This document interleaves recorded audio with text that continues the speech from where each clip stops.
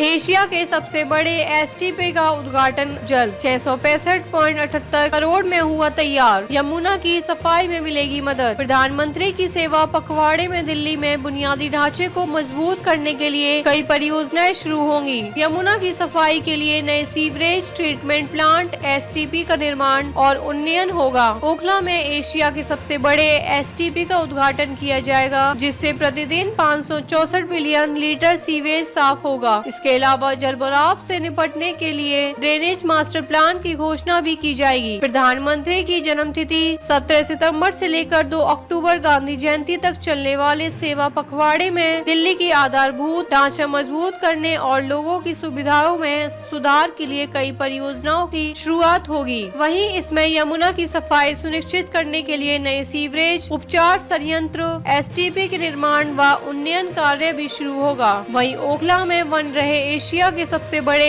STP का उद्घाटन किया जाएगा। इससे प्रतिदिन 564 मिलियन लीटर प्रतिदिन एमएलडी सीवरेज को साफ किया जाएगा। इस एसटीपी को 665.78 करोड़ रुपए की लागत से इसे तैयार किया गया है। 85% लागत का वहन नमामि गंगे कार्यक्रम के तहत केंद्र सरकार और 15% दिल्ली सरकार ने किया है। इसका निर्माण कार्य 2022 में पूरा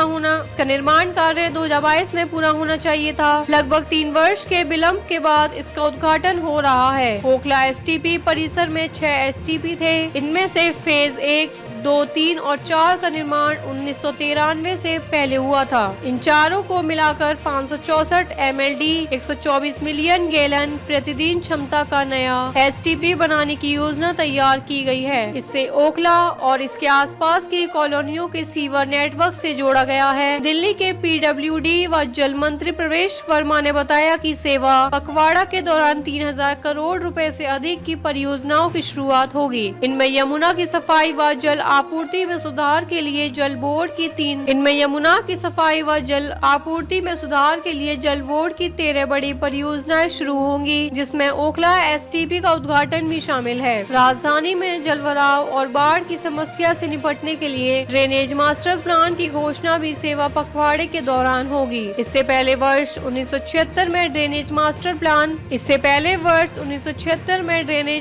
प्लान बना था। पिछले कई वर्षों से नया मास्टर प्लान बनाने की बात चल रही थी। इसमें यमुना की बाढ़ से दिल्ली को बचाने की भी व्यवस्था की जाएगी।